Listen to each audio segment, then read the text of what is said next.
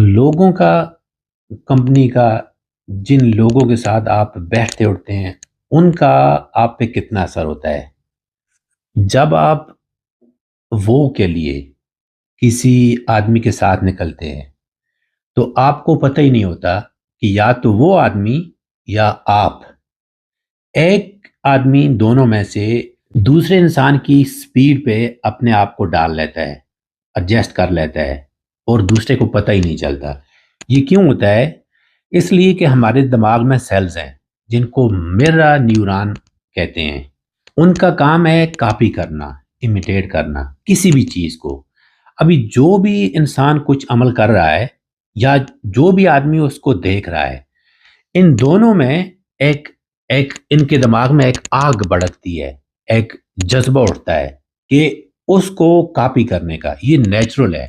अगर सामने वाला आदमी कोई स्पोर्ट्स खेल रहा है, क्रिकेट खेल रहा है, फुटबॉल खेल रहा है, कोई और गेम खेल रहा है, या वो सिगरेट पी रहा है, या वो कोई भी और काम कर रहा है, आप ऑटोमेटिकली उस आदमी के अमल को कॉपी करना चाहते हैं या शुरू कर देते हैं।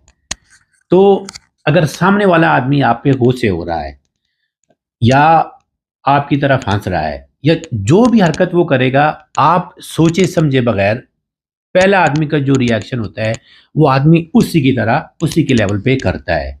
ये एक नेचुरल है।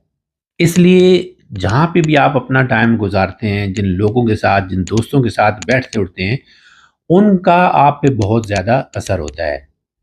इससे बाहर आने के लिए, इस पे कंट्रोल करने के लिए कि अगर कोई आदमी आपके साथ अच्छा बर्ताव नहीं कर रहा, वो गुस्से हो रहा है, उसने आपको कोई गाली दी है, कोई और बुरी बात कही है, तो आप उसको इग्नोर कर सकते हैं, लेकिन उसके लिए आपको अपने आप पे काम करना पड़ता है।